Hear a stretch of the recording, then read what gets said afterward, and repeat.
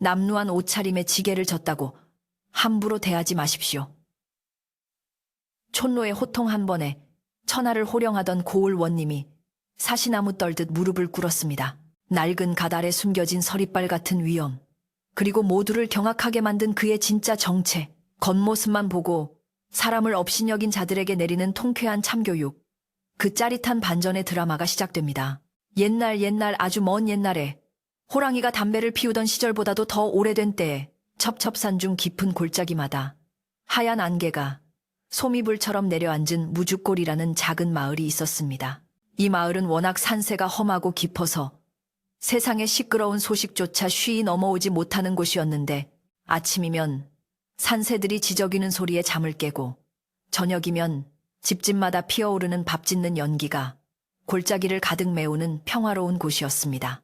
마을 사람들은 비록 가난했지만 서로 돕고 의지하며 살았고, 계절이 바뀌는 것을 바람의 냄새로 먼저 알아차리며 자연의 이치에 순응하며 살아가는 순박한 이들이었습니다.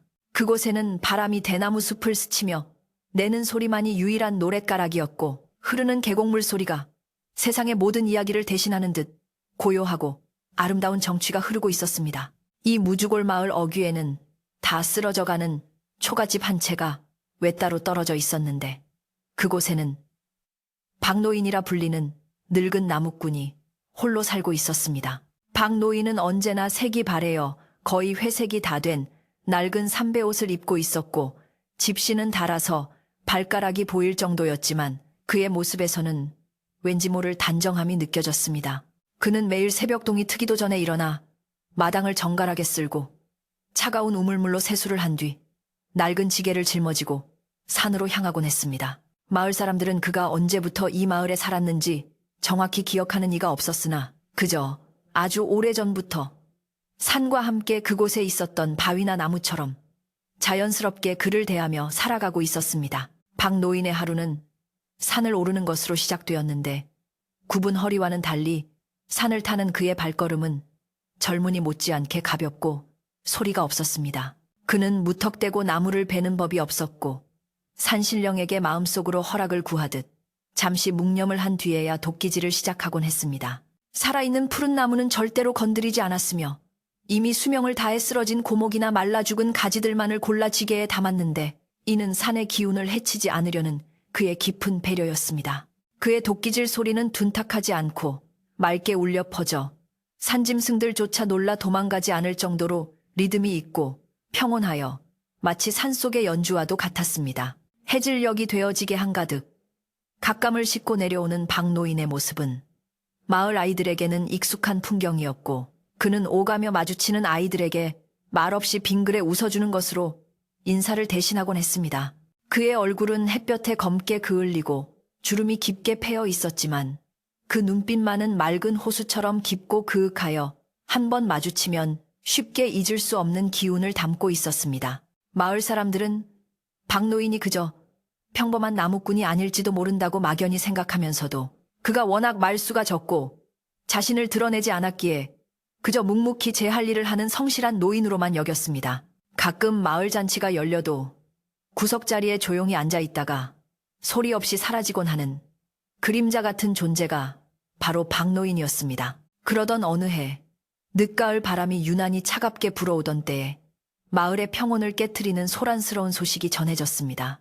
고을을 다스리던 늙은 원님이 병으로 물러나고 한양에서 젊고 기세등등한 새 사또가 부임해 온다는 소문이었습니다.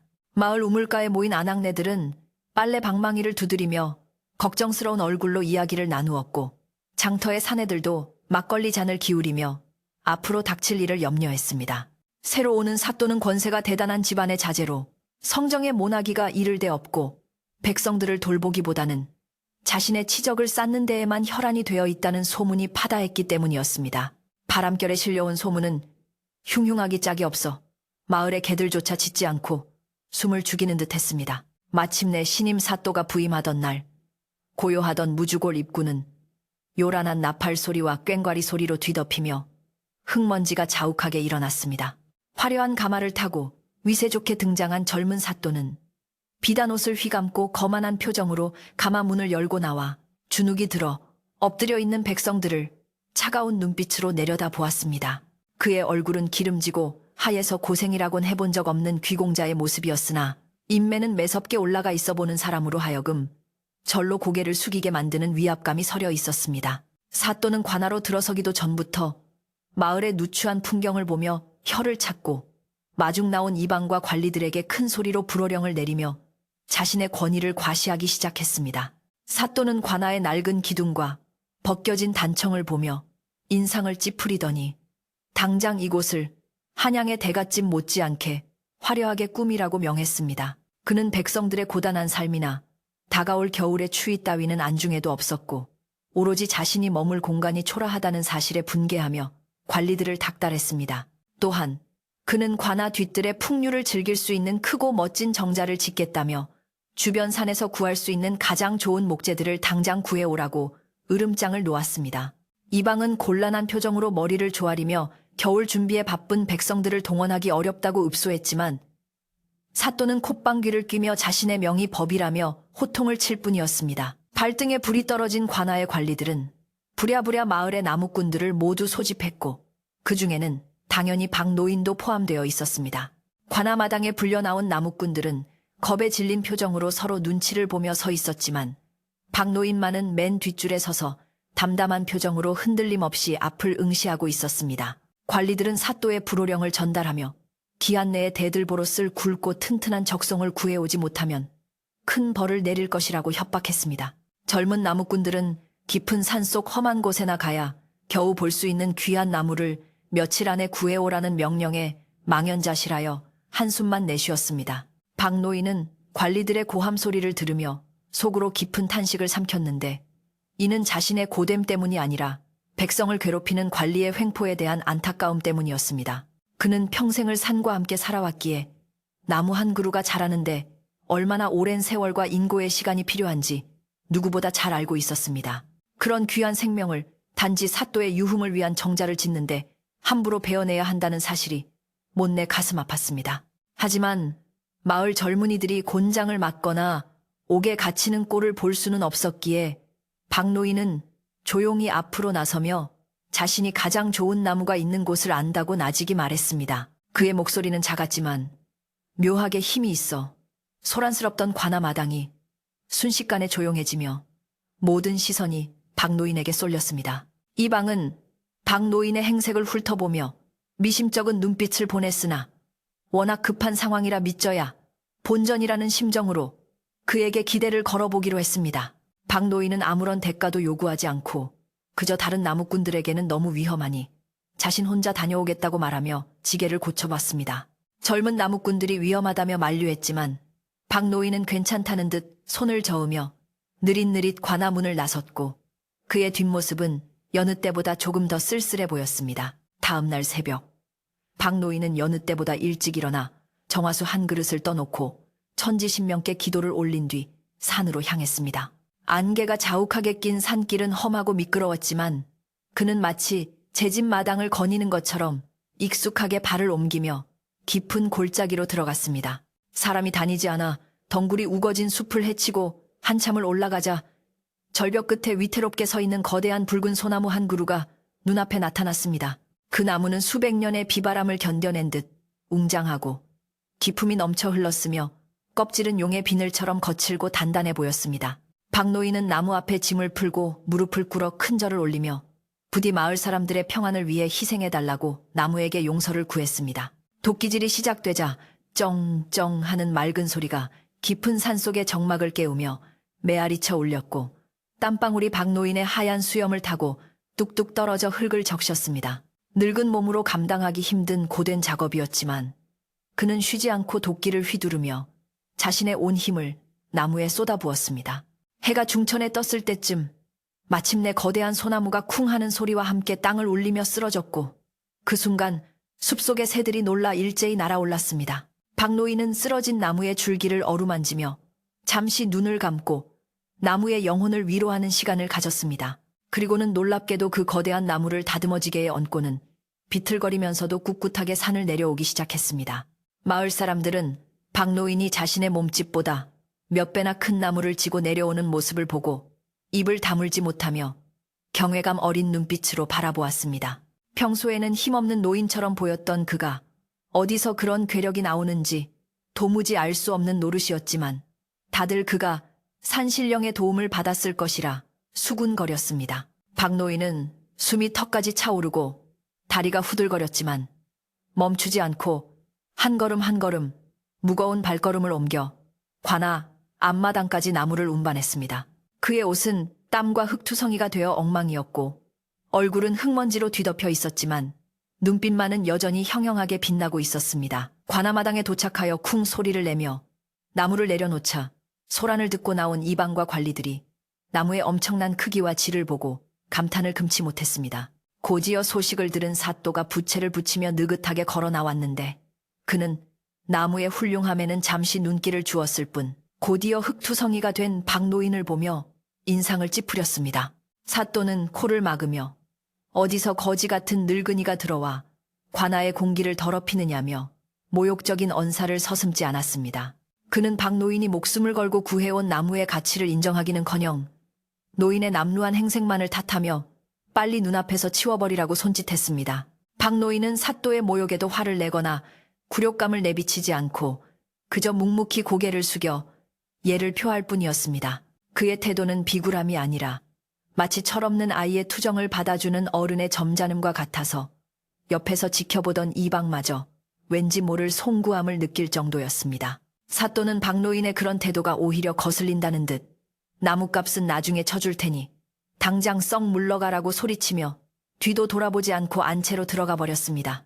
관리들은 사또의 눈치를 보며 박노인에게 동전 몇 곁을 던져주며 서둘러 내쫓으려 했고 박노인은 땅에 떨어진 동전을 줍지도 않고 조용히 몸을 돌려 관아를 빠져나왔습니다. 집으로 돌아오는 길, 박노인의 발걸음은 나무를 지고 갈 때보다 더 무겁게 느껴졌지만 그의 마음속에는 분노보다는 깊은 연민이 자리 잡고 있었습니다.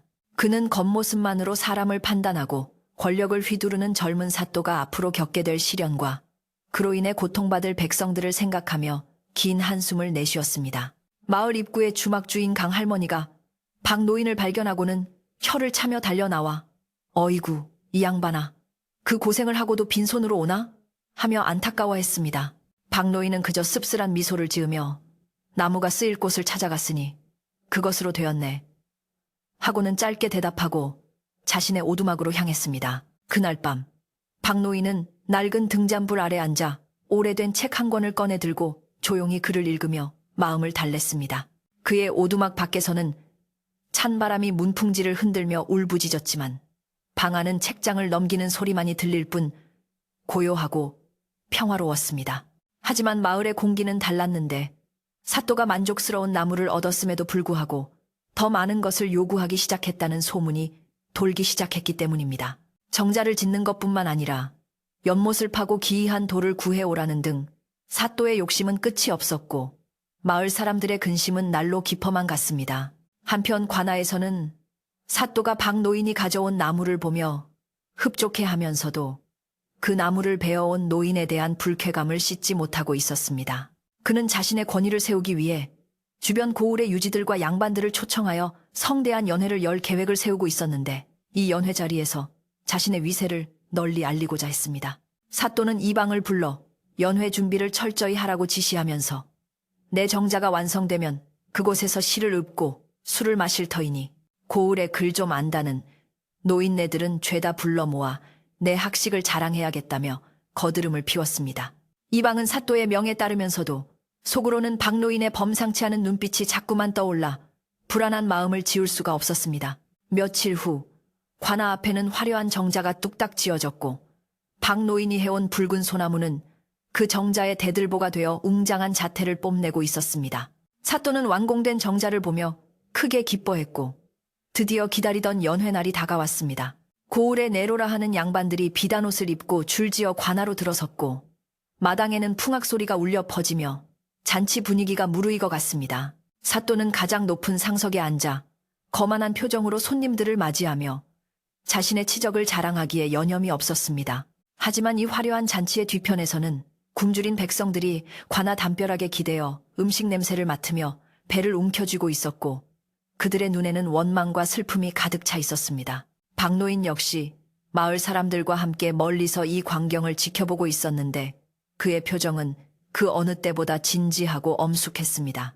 그는 무언가 결심한 듯 평소에는 잘 입지 않던 깨끗한 두루마기를 꺼내 입고 갓을 쓴 뒤 지팡이를 짚고 관아 쪽으로 천천히 발걸음을 옮겼습니다. 그의 주머니 속에는 아무도 모르는 낡은 나무패 하나가 깊숙이 숨겨져 있었고 밤하늘에는 먹구름이 몰려와 달빛을 가리며 심상치 않은 일이 벌어질 것을 예고하고 있었습니다. 박노인이 관아 입구에 다다르자 문지기들은 웬 늙은이가 감히 잔치에 들어오려 하느냐며 앞을 가로막고 창을 들이대었습니다.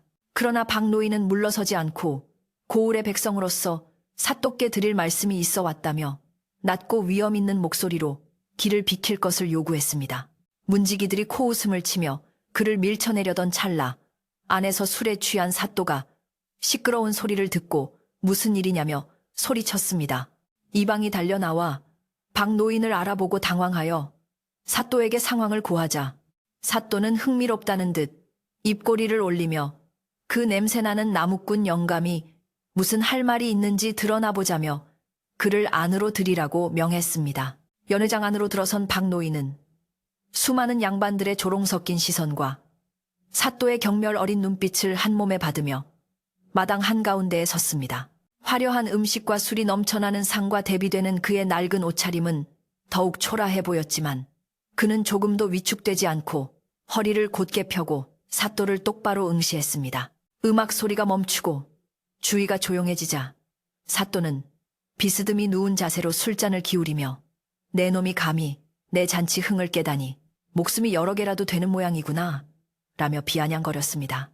박노인은 깊은 숨을 한 번 들이마신 뒤 입을 열어 사또가 전혀 예상하지 못한 말을 꺼내기 시작했습니다. 박노인은 사또의 비아냥거림에도 아랑곳하지 않고 잔잔하지만 뼈가 있는 목소리로 입을 열었습니다. 사또, 이 정자의 대들보가 된 붉은 소나무는 천년의 비바람을 견딘 영물입니다. 나무가 굳건히 지붕을 받치고 있는 것은 그 뿌리가 깊고 땅을 단단히 잡고 있었기 때문이지요. 하물며 고을을 다스리는 분께서 백성이라는 뿌리를 가볍게 여기시고 거칠에만 중시하신다면 아무리 화려한 정자라 한들 거센 비바람이 몰아칠 때 어찌 무사할 수 있겠습니까?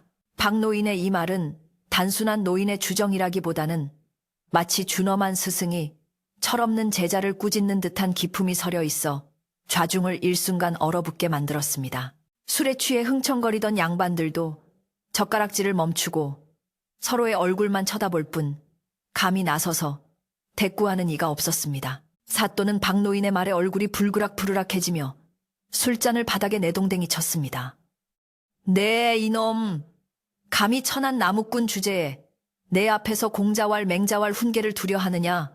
내 놈이 제명을 재촉하는구나.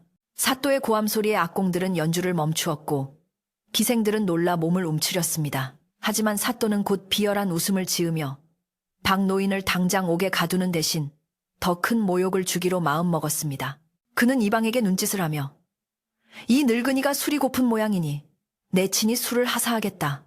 하지만 그냥 주면 재미가 없으니 내 놈이 직접 개처럼 엎드려 내 신발에 묻은 흙을 핥고 술을 받는다면 용서해 주마 라고 치졸한 명령을 내렸습니다.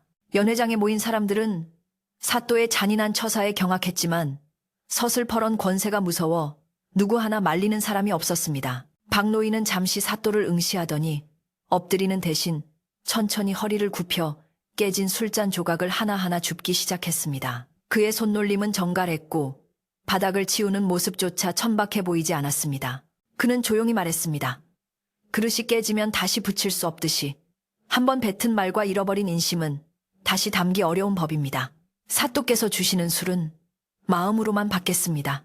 박노인은 정중하게 고개를 숙이고는 사또가 더 이상 화를 내기 전에 뒷짐을 지고 유유히 연회장을 빠져나갔습니다. 사또는 닭 쫓던 계지붕 쳐다보듯 멍하니 있다가 분을 이기지 못해 고래고래 소리를 지르며 상을 뒤엎었습니다.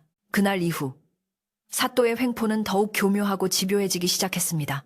그는 박노인에게 직접적인 해코지를 하는 대신 박노인이 사는 마을 전체를 괴롭히는 방법을 택했습니다. 겨울이 깊어가며 눈이 내리기 시작하자 사또는 관아의 온돌방이 춥다며 트집을 잡기 시작했습니다.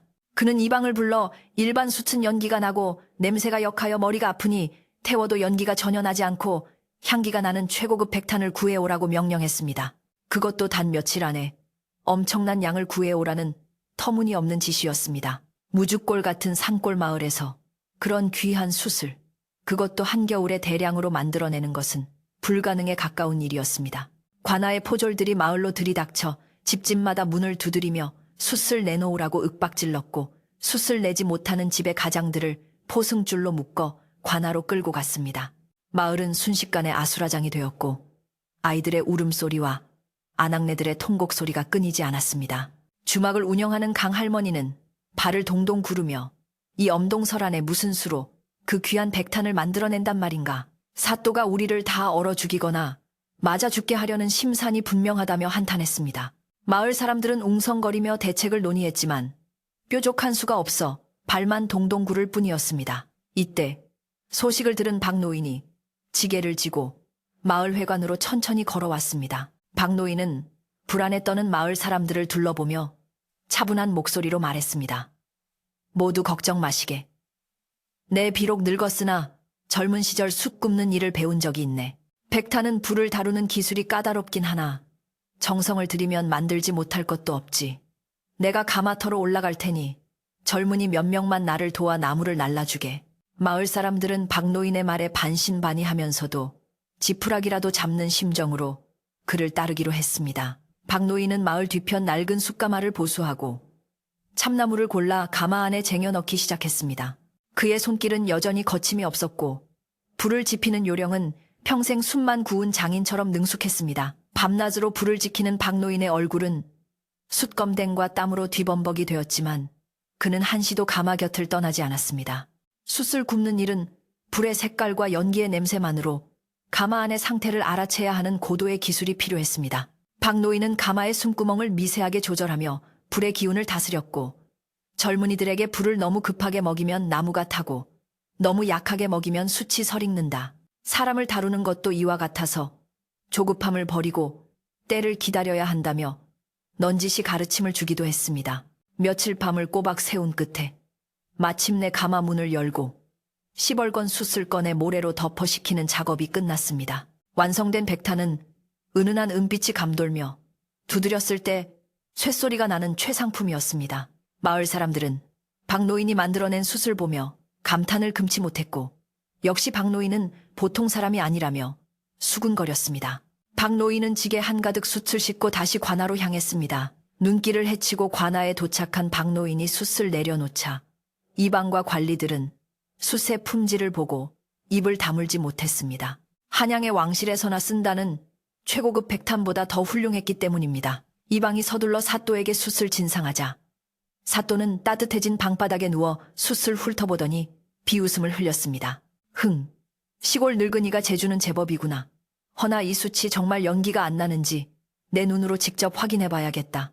사또는 숯불 화로를 방 안에 들이게 하고는 박노인을 마당에 세워둔 채 한참 동안 술을 마시며 딴청을 피웠습니다. 추운 겨울바람이 마당을 휩쓸고 지나갔지만 박노인은 미동도 하지 않고 서 있었습니다. 한참 뒤에야 사또는 방문을 열고 나와 거드름을 피우며 말했습니다. 제법 쓸만하구나. 하지만 내 놈의 그 뻣뻣한 태도는 여전히 마음에 들지 않아. 숯값은 나랏돈이니 아껴 써야 하는 법. 옛다.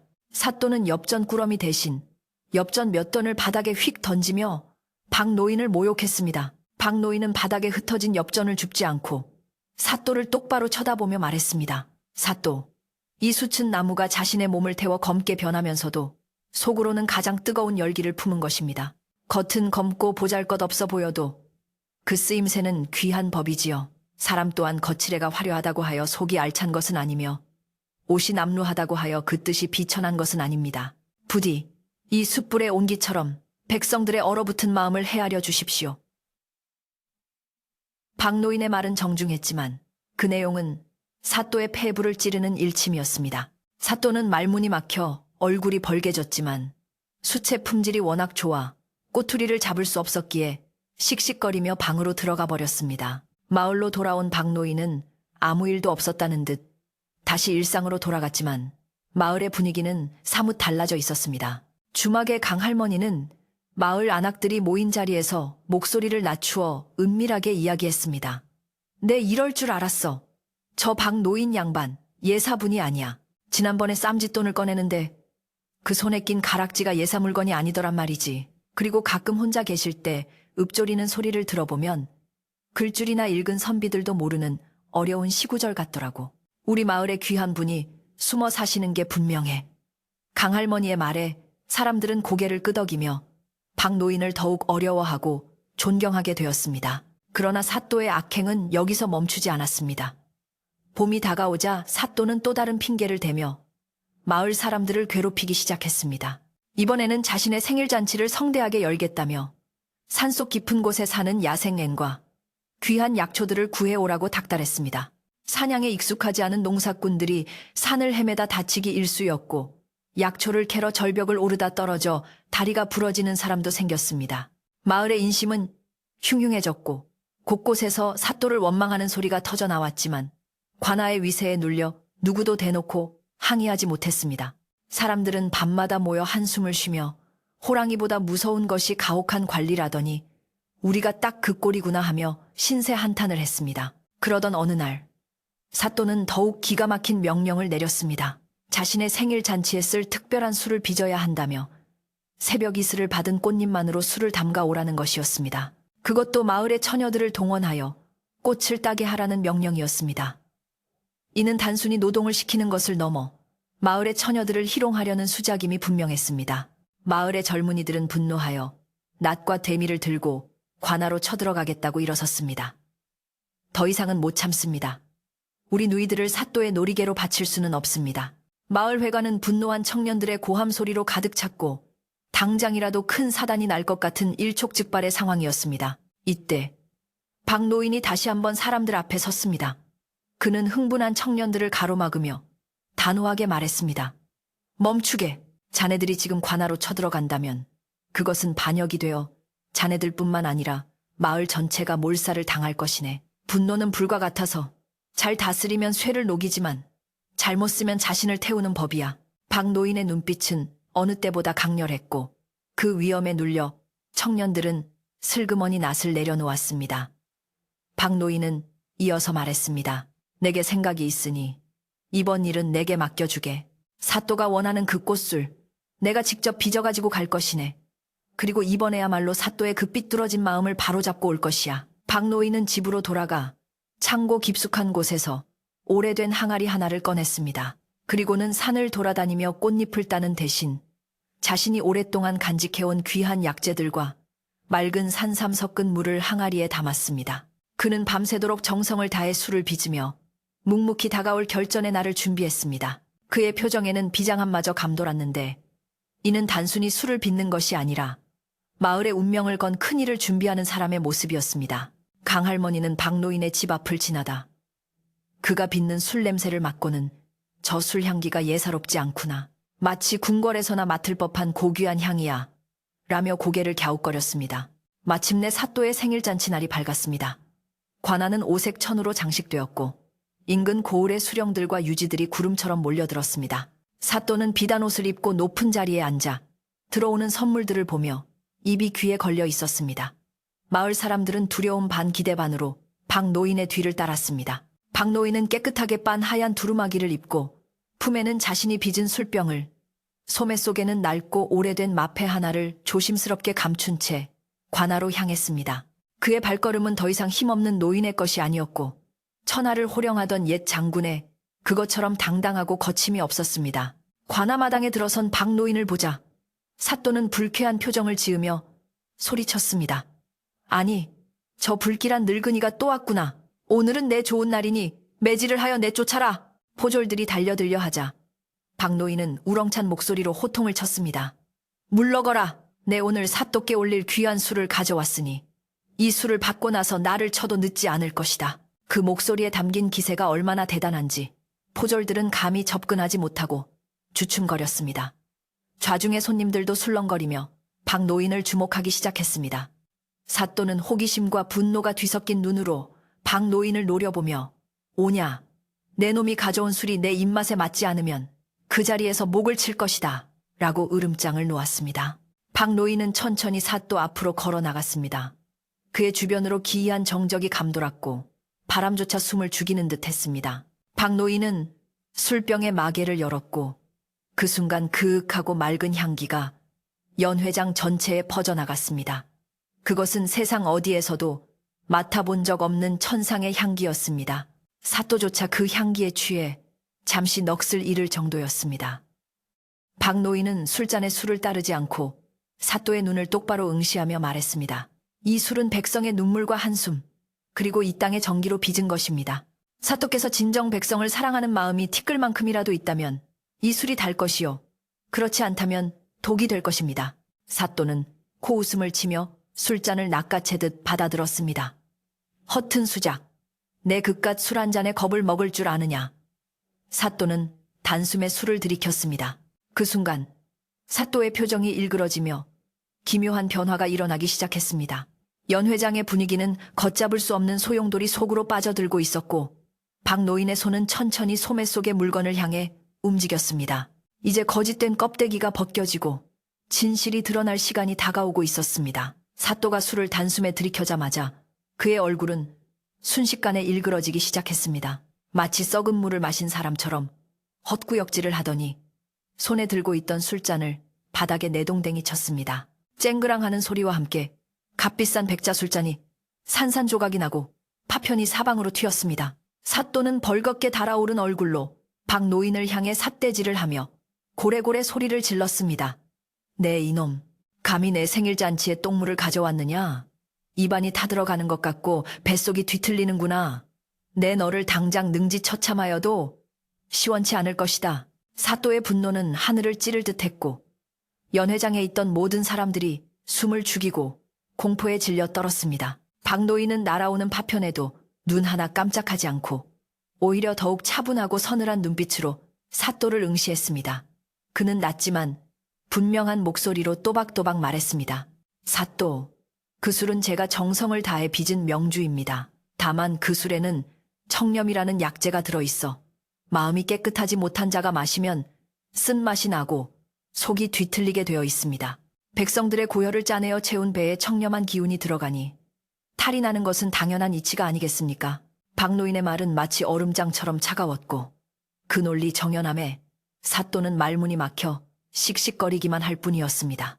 좌중의 양반들은 박 노인의 대담함에 놀라 입을 다물지 못했고 혹여 불똥이 튈까봐 서로 눈치만 살폈습니다. 격분한 사또는 자리에서 벌떡 일어나 허리춤에 찬 칼을 만지작거렸습니다. 저 늙은이가 미쳐도 단단히 미쳤구나. 내 놈이 죽고 싶어 환장을 한 게지. 여봐라, 당장 저놈을 포박하여 형틀에 묶어라.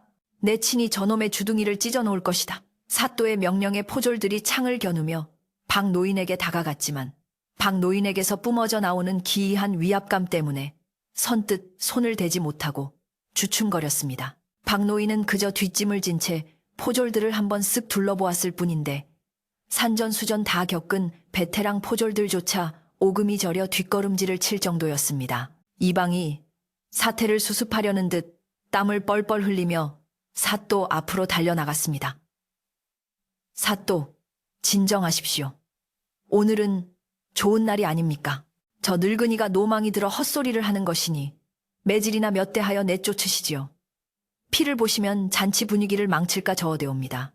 이방은 박 노인이 예사롭지 않음을 본능적으로 느끼고 있었기에 어떻게든 상황을 무마하여 그를 살려보내려 애를 썼습니다. 하지만 이미 이성을 잃은 사또의 귀에는 아무 말도 들리지 않았습니다.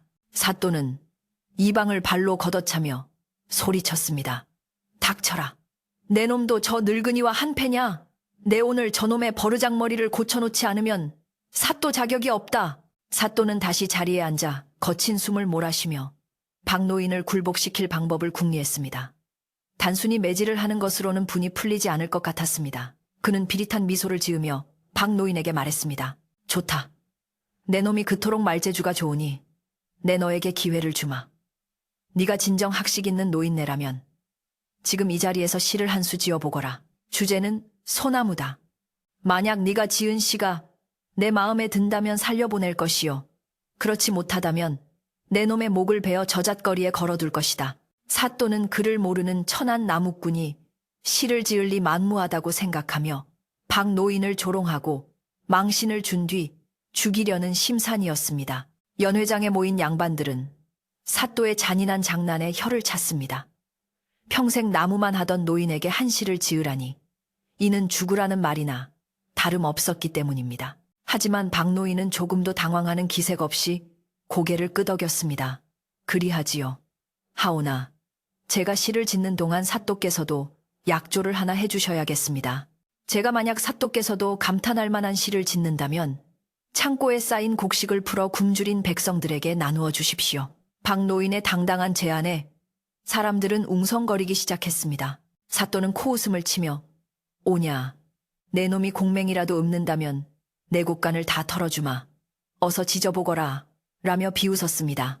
박 노인은 잠시 눈을 감고 하늘을 올려다보았습니다. 먹구름이 잔뜩 낀 하늘에서는 금방이라도 비가 쏟아질 듯했고 바람은 더욱 거세져 관아마당의 깃발을 요란하게 흔들었습니다. 잠시 후 박 노인이 눈을 뜨고 읊조리기 시작했습니다. 그의 목소리는 낭낭하고 힘이 있어 마치 깊은 산속에서 울려 퍼지는 종소리처럼 사람들의 가슴을 파고들었습니다. 그가 읊은 시는 단순히 글자를 나열한 것이 아니라 그가 평생을 살아온 산과 나무 그리고 백성들의 삶이 녹아있는 절절한 노래와도 같았습니다. 높은 산 벼랑 끝에 외로이 서 있는 소나무여 뿌리는 바위 틈에 박혀 물 한 모금 얻기 어렵구나. 모진 바람 불어와 가지를 흔들어도 푸른 기상은 변함없이 하늘을 찌르는도다. 기름진 밭에 앉아 배불리 먹는 쥐들은 저 높은 곳의 고고함을 어찌 알리요. 껍질은 거칠어 팥감으로 보일지라도 그 속에는 천년을 지탱할 대들보가 숨어있네. 박 노인의 시가 끝나자 연 회장은 찬물을 끼얹은 듯 조용해졌습니다. 글 좀 안다는 양반들은 그 시의 깊이와 품격의 전율을 느끼며 서로 얼굴을 쳐다보았습니다. 그것은 일개 나무꾼이 지을 수 있는 수준이 아니었습니다. 그 시 속에는 부패한 관리들을 쥐에 빗대어 비판하고 핍박받는 백성과 자신의 처지를 소나무에 비유한 날카로운 풍자가 담겨 있었기 때문입니다. 한 늙은 선비가 감탄을 참지 못하고 탄성을 내뱉었습니다. 참으로 기가 막힌 명문이로다. 운율이 딱딱 맞아떨어지고 비유가 절묘하니 이는 당나라의 이태백이 와도 울고 갈 솜씨가 아닌가. 분위기가 이상하게 흘러가자 사또의 얼굴은 흑빛이 되었다가 다시 붉게 타올랐습니다. 자신이 놓은 덫에 자신이 걸려든 꼴이 되었고 무식한 나무꾼이라고 조롱했던 노인에게 오히려 학식으로 눌린 셈이 되었습니다. 사또는 부들부들 떨며 술상을 걷어찼습니다. 이 요망한 늙은이가 어디서 주워 동량한 글귀를 읊어대는구나. 저놈이 나를 쥐새끼에 비유하며 능멸하였다. 여봐라. 저놈을 당장 끌어내려라. 사또의 호령에 이번에는 포졸들이 몽둥이를 들고 달려들었습니다. 박 노인은 저항하지 않고 순순히 포박을 받았습니다. 굵은 밧줄이 그의 야윈 몸을 칭칭 감았지만 그의 표정은 마치 죄인이 아니라 의를 위해 고난을 받는 선비처럼 의연했습니다. 포졸들이 그를 무릎 꿇리려 몽둥이로 종아리를 쳤지만 박 노인은 이를 악물고 버티며 꼿꼿이 서 있었습니다. 내 무릎은 하늘과 땅 그리고 임금님 앞에서만 꿇는 것이다. 탐관오리 앞에서는 결코 굽힐 수 없다. 박 노인의 호통에 포졸들은 기가 질려 더 이상 매질을 하지 못하고 밧줄을 잡아당기기만 했습니다. 이 광경을 담장 너머로 지켜보던 마을 사람들은 발을 동동 구르며 울음을 터뜨렸습니다. 강할머니는 아이고, 저 어른이 우리 때문에 저런 고초를 겪으시는구나. 하늘도 무심하시지. 어찌 저런 분을 돕지 않으시나 하며 통곡했습니다. 마을 청년들은 주먹을 불끈 쥐고 담장을 넘으려 했지만 관아의 경비가 삼엄하여 접근할 수가 없었습니다. 박 노인은 소란스러운 밖을 향해 고개를 돌려 따뜻한 눈빛을 보냈습니다. 동요하지 마라. 곧 모든 것이 밝혀질 것이다. 라고 말하는 듯한 그 눈빛에 마을 사람들은 눈물을 훔치며 숨을 죽이고 지켜볼 수밖에 없었습니다. 사또는 박 노인이 포박당한 모습을 보자 다시 기세가 등등해졌습니다. 그는 형틀 옆에 서서 거만한 태도로 박 노인을 내려다보았습니다. 내 놈이 아직도 입이 살아있는지 보자꾸나. 내 오늘 내 놈의 껍질을 벗겨 저 소나무처럼 만들어주마. 사또는 직접 형장을 집어들고 박 노인을 치려 했습니다. 그때 박 노인이 갑자기 큰 소리로 웃음을 터뜨렸습니다. 허허허, 참으로 가소롭구나. 네가 입고 있는 그 관복이 부끄럽지도 않으냐? 너는 네 아비의 권세만 믿고 날뛰는 철부지에 불과하다. 네가 휘두르는 그 권력이 영원할 것 같으냐? 박노인의 웃음소리는 광인의 것이 아니라 세상을 굽어보는 도인의 호탕함이었습니다. 사또는 박노인의 말에 자존심이 상할 대로 상의 이성을 완전히 잃어버렸습니다. 죽여라! 당장 저놈의 목을 쳐라! 사또는 망나니를 부르라고 소리쳤습니다. 연회장은 순식간에 공포의 도가니로 변했습니다. 손님들은 비명을 지르며 도망치거나 고개를 돌렸고 기생들은 서로 부둥켜 안고 떨었습니다. 먹구름이 가득하던 하늘에서 굵은 빗방울이 하나둘 떨어지기 시작하더니 이내 억수 같은 장대비가 쏟아져 내렸습니다. 천둥과 번개가 요란하게 치며 관아의 기와지붕을 때렸고 마치 하늘이 사또의 악행에 분노하는 듯 했습니다. 빗줄기 속에서 박노인은 흠뻑 젖었지만 그의 모습은 더욱 빛나 보였습니다. 빗물이 그의 얼굴을 씻어내리자 흙먼지와 검댕에 가려졌던 그의 본래 피부가 드러났는데 노인임에도 불구하고 피부가 맑고 깨끗하여 범상치 않은 귀인의 풍모가 완연히 드러났습니다. 망나니가 춤을 추며 칼을 휘두르며 다가왔지만 박노인은 눈 하나 깜짝하지 않았습니다. 오히려 그는 사또를 향해 마지막 경고를 날렸습니다. 사또, 아직 늦지 않았다. 지금이라도 네 죄를 뉘우치고 백성들에게 사죄한다면 목숨만은 부지할 수 있을 것이다. 이것이 너에게 주는 마지막 기회다. 사또는 박노인의 말에 기가 막혀하며 헛웃음을 지었습니다. 네가 미쳐도 곱게 미치지 않았구나. 죽기 직전에 목숨을 구걸해도 모자랄 판에 나를 협박하느냐. 내 너를 죽인 후에 내 시신을 산짐승들의 먹이로 던져줄 것이다. 사또는 망나니에게 눈짓을 하며 당장 집행하라고 재촉했습니다. 망나니가 입에 물을 머금고 칼에 뿜으며 춤을 멈추고 박노인의 목을 겨누었습니다. 서슬퍼런 칼날이 번개에 번쩍이며 공포감을 조성했습니다. 마을 사람들은 비명을 지르며 눈을 감았고 이방은 참아 보지 못하고 고개를 돌렸습니다. 바로 그 절체절명의 순간 박노인의 입가에 옅은 미소가 번졌습니다. 때가 되었구나. 그는 묶인 팔을 비틀어 힘을 주었습니다. 그러자 놀랍게도 그 굵은 밧줄이 두둑하는 소리와 함께 끊어질 듯 팽팽해졌습니다. 노인의 몸에서 뿜어져 나오는 기운이 주변의 빗줄기마저 튕겨내는 듯 했습니다. 사람들은 믿을 수 없는 광경에 눈을 의심했습니다. 칠순이 넘은 노인이 장정 서너도 끊기 힘든 포승줄을 힘으로 버티고 있는 것이었습니다. 박노인은 깊은 단전호흡을 하며 숨을 고르더니 멈추라 하고 우레와 같은 고함을 질렀습니다. 그 소리가 얼마나 컸던지 망나니가 놀라 칼을 떨어뜨리고 엉덩방아를 도섰습니다. 박노인은 밧줄을 묶은 포졸들을 쏘아보며 말했습니다. 너희들은 백성을 지키라고 녹봉을 받는 것이지 탐관오리의 사냥개가 되라고 있는 것이 아니다. 부끄럽지도 않으냐. 그의 일갈의 포졸들은 부끄러움과 두려움에 고개를 들지 못했습니다. 사또는 당황하여 뒤로 물러서며 소리쳤습니다. 무엇들 하느냐? 저놈이 요술을 부린다. 당장 활을 쏘아라. 활을 쏘아 죽여라. 사또의 목소리는 공포에 질려 갈라지고 있었습니다. 하지만 활을 든 병사들조차 손을 떨며 시위를 당기지 못했습니다. 박노인의 기세는 이미 일개 촌로의 것이 아니라 삼군을 호령하는 대장군의 위엄을 갖추고 있었기 때문입니다. 이제 모든 시선이 박노인에게 집중되었습니다. 비는 더욱 거세게 쏟아졌고 천둥 소리는 더욱 가까워졌습니다. 박노인은 천천히 몸을 흔들어 헐거워진 밧줄을 바닥에 떨어뜨렸습니다. 그리고는 젖은 두루마기 소매 안으로 손을 집어넣었습니다. 사람들은 그가 무기를 꺼낼 것이라 생각하여 숨을 죽였습니다. 하지만 그의 손에 들려 나온 것은 무기가 아니었습니다. 번개가 번쩍이는 순간 그의 손에 들린 물건이 빛을 발했습니다.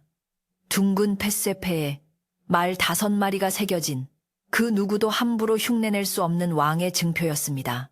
박노인은 마패를 높이 치켜들며 천지가 떠나갈 듯한 목소리로 외쳤습니다. 암행어사 출두야. 그 소리는 빗소리를 뚫고 관아 전체를 뒤흔들었습니다.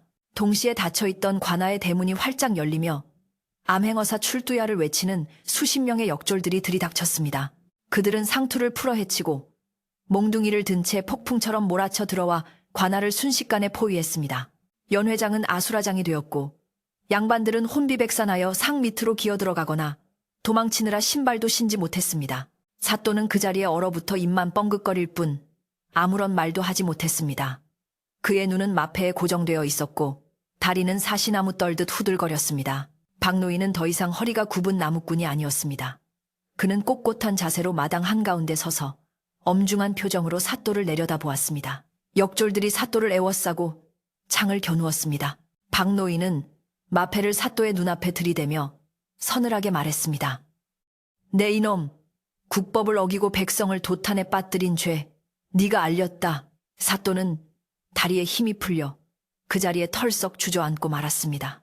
바지에 오줌을 지린 채 벌벌 떠는 사또의 모습은 처량하기 그지없었습니다. 관아 밖에서 숨죽여 지켜보던 마을 사람들은 이 믿기지 않는 반전에 환호성을 질렀습니다. 박노인이 암행어 사셨어. 아이고, 우리가 살았다. 빗속에서도 사람들은 서로 얼싸안고 덩실덩실 춤을 추었습니다. 강할머니는 털썩 주저앉아 감격의 눈물을 흘리며 내 눈이 틀리지 않았어. 내가 귀인을 알아봤어라고 중얼거렸습니다. 박노인, 아니 암행어사 박영감은 주변을 둘러싼 역졸들의 호위를 받으며 이제 본격적으로 사또의 죄를 물을 준비를 했습니다.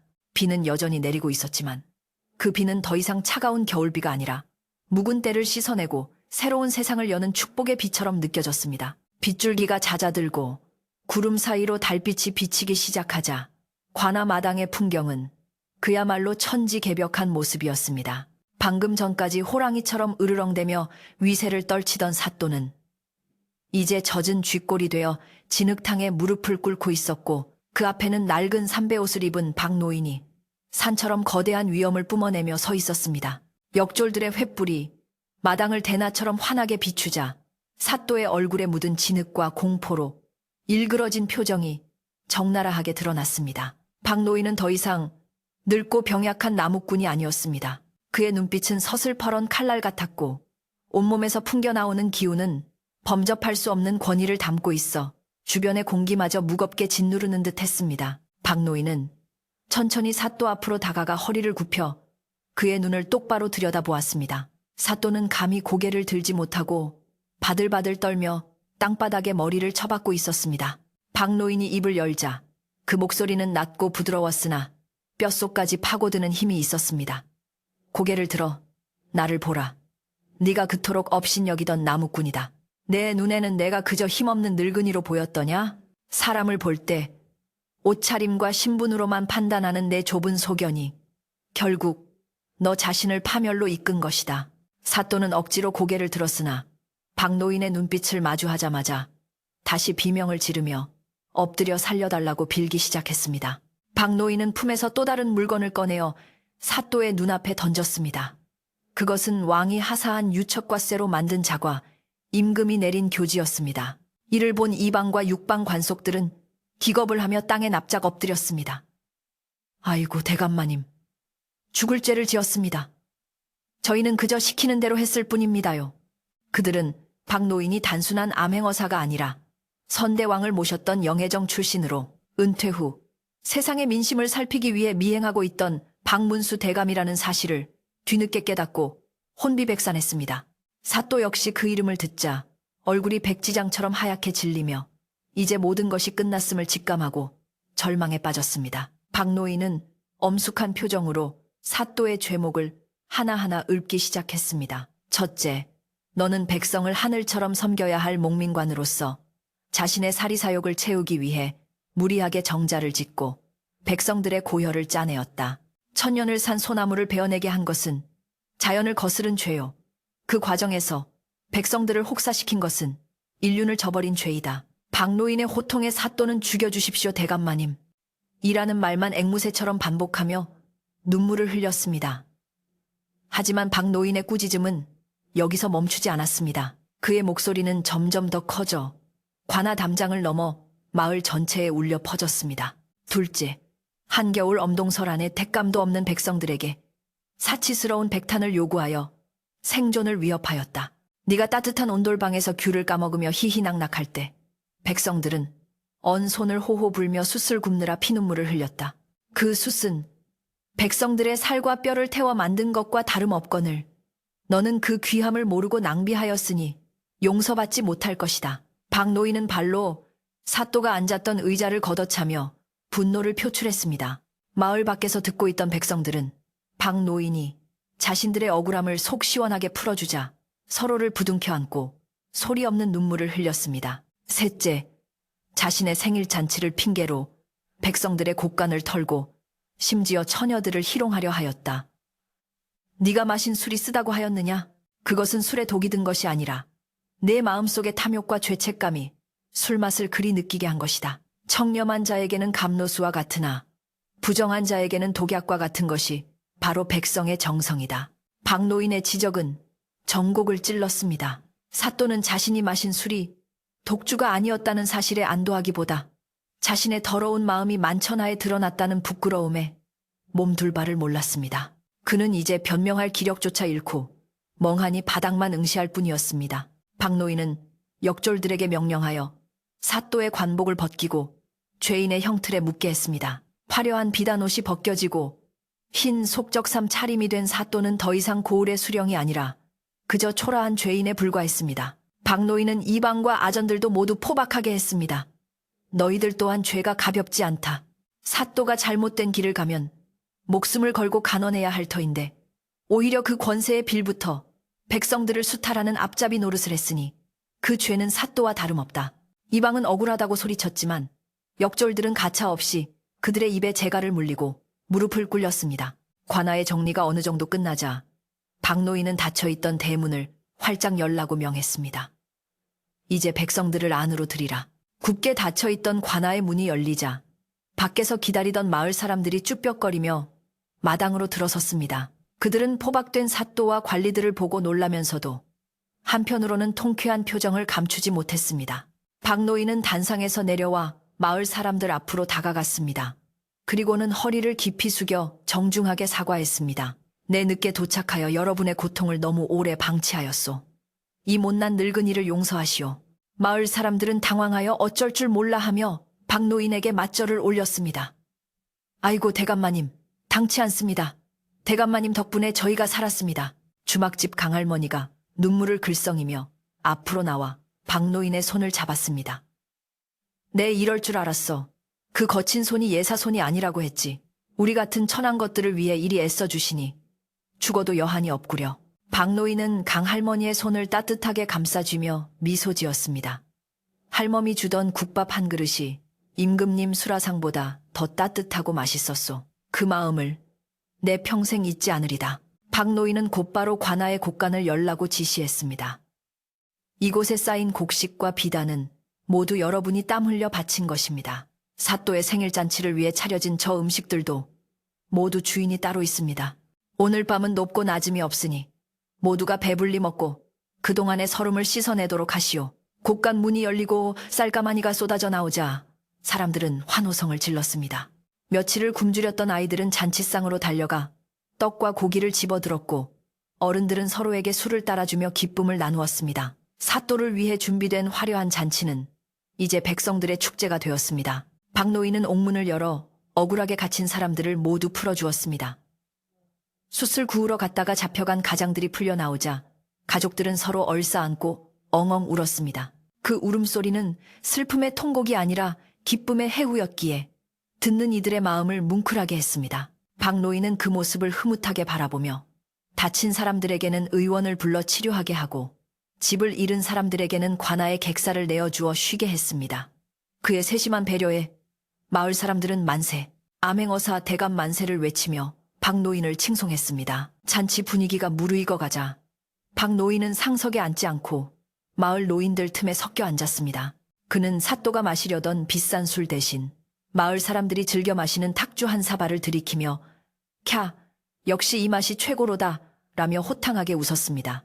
그 모습은 영의정 대감이라기보다는 여전히 산에서 나무를 하던 친근한 박노인의 모습 그대로였습니다. 마을 청년들은 박노인 주위로 몰려들어 무용담을 듣고 싶어 했고 박노인은 옛 이야기를 들려주듯 자신이 겪은 세상 이야기를 재미나게 풀어놓았습니다. 한편 형틀에 묶인 사또와 관리들은 백성들이 즐거워하는 모습을 보며 고개를 들지 못했습니다. 그들은 자신들이 백성들에게 얼마나 큰 죄를 지었는지 뼈저리게 느끼고 있었지만 이미 때는 늦었습니다. 박노인은 잔치 도중 잠시 일어나 죄인들에게 다가갔습니다.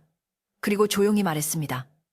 너희들은 내일 날이 밝는 대로 한양으로 압송될 것이다. 그곳에서 법의 심판을 받고 평생을 유배지에서 속죄하며 살게 될 것이다.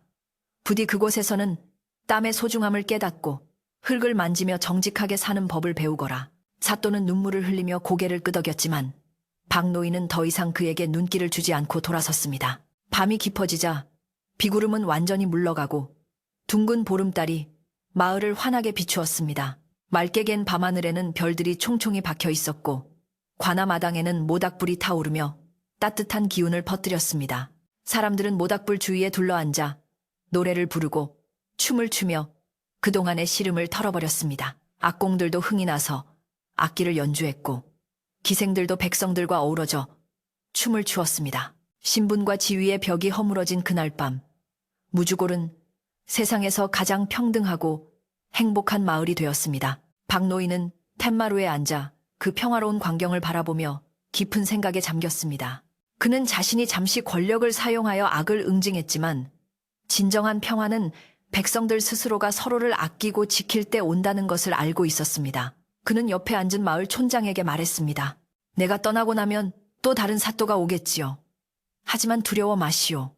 여러분이 뭉치고 불의에 굴하지 않는 마음을 가진다면 그 어떤 관리도 함부로 하지 못할 것입니다. 오늘 밤에 이 당당함을 잊지 마시오.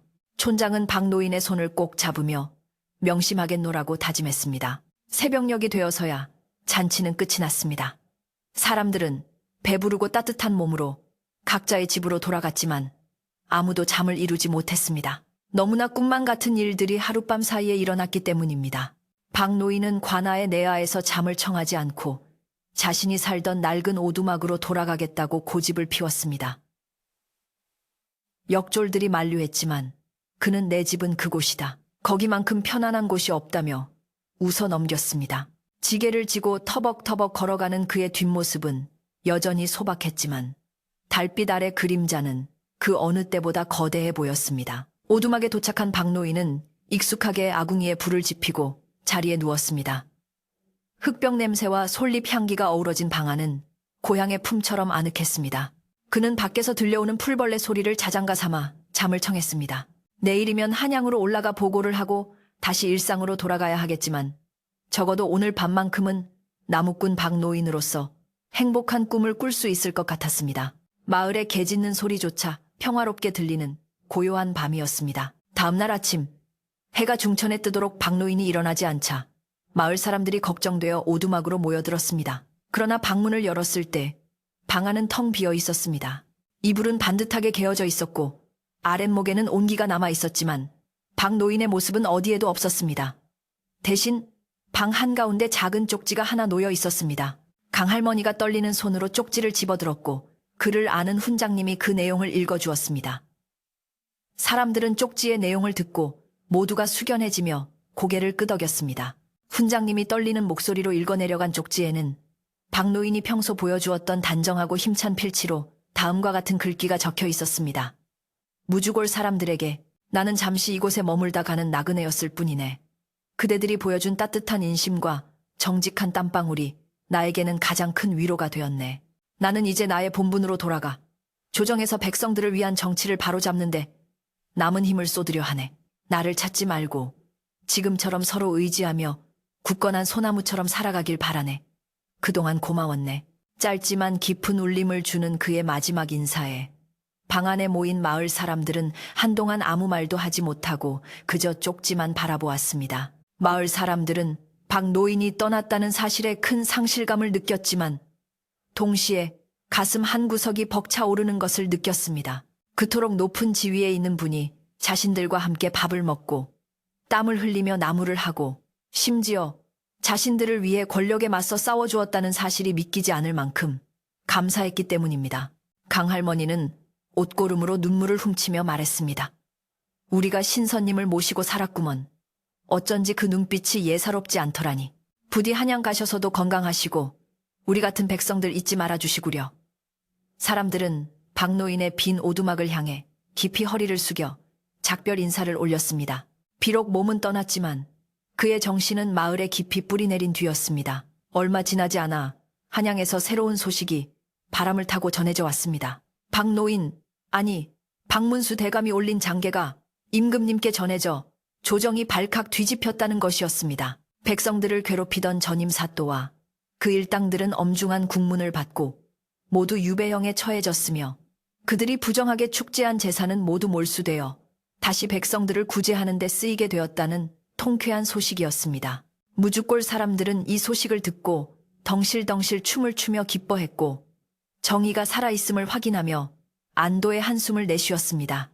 관아에 높았던 문턱은 낮아졌고 더 이상 억울하게 끌려가 매를 맞는 사람은 없게 되었습니다. 새로 부임한 사또는 박노인의 추천을 받은 강직하고 청렴한 인물이었습니다.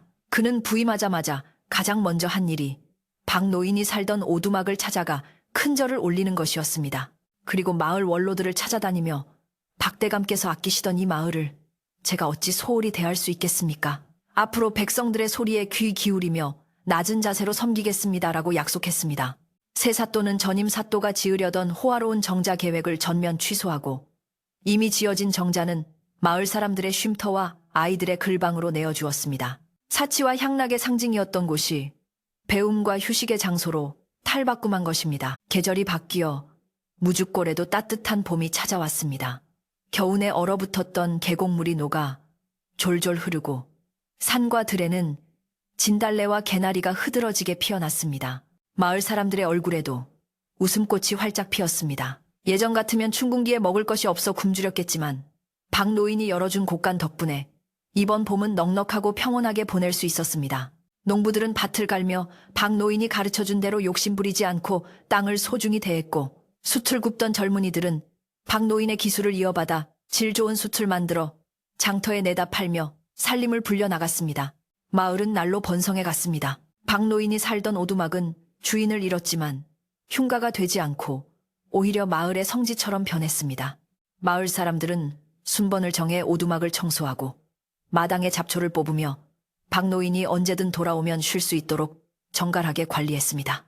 아이들은 오두막 마루에 앉아 박노인이 남긴 책을 읽으며 꿈을 키웠고 어른들은 힘든 일이 있거나 결정하기 어려운 문제가 생길 때마다 오두막 앞 평상에 모여 의논하곤 했습니다. 그러면 마치 박노인이 곁에서 지혜를 빌려주는 것 같아 일이 술술 풀렸다고 합니다. 박노인은 떠났지만 그는 여전히 무주골의 큰 어른으로 남아 사람들의 마음속을 지키고 있었습니다. 어느 날 저녁, 주막에 마을 사람들이 삼삼오오 모여들었습니다. 강할머니는 갓 부쳐낸 고소한 파전과 시원한 막걸리를 내오며 옛 이야기 보따리를 풀었습니다. 자네들 기억하나? 박대감님이 처음 우리 주막에 오셨을 때 말이야. 다 떨어진 집신을 신고 오셔서는 국밥 국물 하나도 남기지 않고 싹 비우시더니 잘 먹었소 하며 빙그레 웃으시던 그 모습이 아직도 눈에 선해. 사람들은 고개를 끄덕이며 맞장구를 쳤습니다. 그럼 기억하고 말고 산에서 나무를 해오실 때도 어찌나 솜씨가 좋으신지 지게에 쌓은 나무가 흔들림이 없었지. 그게 다 돌을 닦으신 분이라 그랬던 거야. 이야기는 꼬리에 꼬리를 물고 밤새도록 이어졌습니다. 박노인의 이야기는 입에서 입으로 전해져 인근 고을은 물론 먼 지방에까지 널리 퍼지게 되었습니다. 사람들은 겉모습만 보고 사람을 판단했던 어리석은 사또를 비웃으며 동시에 박노인의 겸손함과 애민 정신을 칭송했습니다. 과거를 보러 한양으로 가는 선비들도 무주골에 들러 박노인의 오두막을 구경하고 마을 사람들에게 당시의 무용담을 들으며 마음을 다잡곤 했습니다.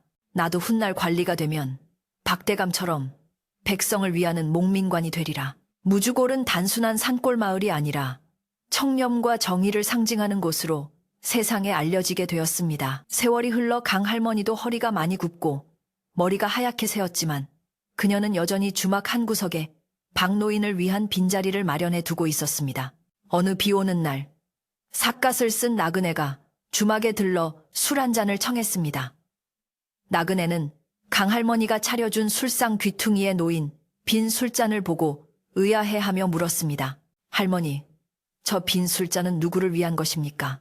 강할머니는 먼 산을 바라보며 아련한 미소를 지었습니다. 아주 귀한 분의 자리라오. 언제 오실지 모르지만 오시면 따뜻한 술 한 잔 대접하고 싶어서 말이오. 나그네는 그 사연을 듣고 감동하여 시 한 수를 남기고 떠났다고 합니다. 마을 아이들은 자라나서 어엿한 청년이 되었고 박노인의 가르침을 잊지 않았습니다. 그들은 사또가 함부로 나무를 베라고 할 때 박노인이 보여주었던 기계를 본받아 부당한 일에는 목소리를 낼 줄 아는 용기 있는 사람들로 성장했습니다. 또한 벼는 익을수록 고개를 숙인다는 박노인의 말처럼 마을이 부유해져도 거만해지지 않고 주변의 어려운 이웃을 돕는 미덕을 실천했습니다. 무주골 출신 사람들은 어디를 가나 그 마을 사람들은 심성이 곱고 심지가 굳다는 칭찬을 들었으니 이는 모두 박노인이 남긴 보이지 않는 유산이었습니다. 어느 해 가을 마을 뒷산의 붉은 소나무 숲이 유난히 붉게 물들던 때였습니다. 한양에서 박노인이 천수를 누리고 편안하게 세상을 떠났다는 소식이 전해졌습니다. 마을 사람들은 모두 하던 일을 멈추고 박노인의 오두막으로 모였습니다. 누구 하나 소리내어 울지 않았지만 흐르는 눈물을 감추지 못했습니다. 촌장은 박노인의 오두막 앞에 향을 피우고 마을 사람들이 직접 농사지은 쌈쌀과 과일로 제사상을 차렸습니다. 대감님, 부디 좋은 곳으로 가셔서 편히 쉬십시오. 저희는 대감님의 가르침을 잊지 않고 대대손손 바르게 살겠습니다. 바람이 불어와 향 연기를 하늘 높이 실어 날랐습니다. 그날 밤 마을 사람들은 각자의 집으로 돌아가지 않고 마을 회관 마당에 멍석을 깔고 함께 모여 앉았습니다. 슬픔을 나누기 위해서였지만 분위기는 침울하기보다는 따뜻하고 엄숙했습니다. 안악들은 부엌에서 떡을 찌고 국을 끓여 넉넉한 저녁상을 차려내왔습니다. 김이 모락모락 나는 하얀 쌀밥과 구수한 된장국, 그리고 박노인이 좋아했던 산나물 무침이 상에 올랐습니다. 사람들은 둘러앉아 음식을 나누어 먹으며 박노인이 남긴 마지막 편지의 구절을 되새겼습니다. 굳건한 소나무처럼 살아가라. 그 말은 이제 마을의 가훈이 되어 있었습니다. 하늘에는 유난히 밝은 별 하나가 무주고를 내려다보고 있었습니다. 아이들은 그 별을 가리키며 저게 박할아버지 별이야 라고 소리쳤고 어른들도 고개를 끄덕이며 미소 지었습니다. 정말로 그 별빛은 박노인의 눈빛처럼 맑고 깊어서 마을 전체를 포근하게 감싸 안아주는 듯 했습니다. 밤바람이 대나무 숲을 지나며 쏴 하는 소리를 냈는데 그 소리가 마치 박노인이 허허, 참으로 맛있는 밥상이구나 하며 웃는 소리처럼 들렸습니다. 사람들은 그 바람 소리에 위로받으며 박노인이 영원히 그들과 함께할 것임을 느꼈습니다. 이야기는 여기까지입니다. 무주골은 그 후로도 오랫동안 평화롭고 살기 좋은 마을로 남았다고 합니다. 사람들은 겉모습으로 사람을 차별하지 않았고 높은 자리에 있는 사람이나 낮은 자리에 있는 사람이나 서로를 존중하며 살았습니다. 박노인이 잠시 머물렀던 그 낡은 오두막은 비바람에 사가 없어졌지만 그 터에는 아름다운 소나무 한 그루가 자라나 마을을 굽어보고 있다고 전해집니다. 그 소나무는 마을 사람들이 힘들 때마다 찾아가 기대어 쉬는 든든한 버팀목이 되어 주었지요. 자, 이제 밤이 깊었습니다. 사또의 횡포도 박노인의 호통도 이제는 모두 예지야기가 되었지만 그 속에 담긴 뜻만은 변하지 않고 오늘날까지 전해져 내려옵니다. 사람은 입고 있는 옷이 아니라 그 속에 품은 마음이 귀해야 진짜 양반이다. 이 말을 가슴에 새기며 잠자리에 드시지요. 창밖에는 박노인의 숨결 같은 맑은 바람이 불고 하늘에는 그를 닮은 별들이 당신의 꿈길을 지켜줄 것입니다. 오늘 밤은 푹신한 소미불 덮으시고 나무꾼 할아버지가 지게 가득 복을 싣고 찾아오는 꿈 꾸시길 바랍니다. 편안히 주무세요. 세상의 모든 근심은 잠시 내려놓고 깊고 고요한 잠의 숲으로 들어가시길.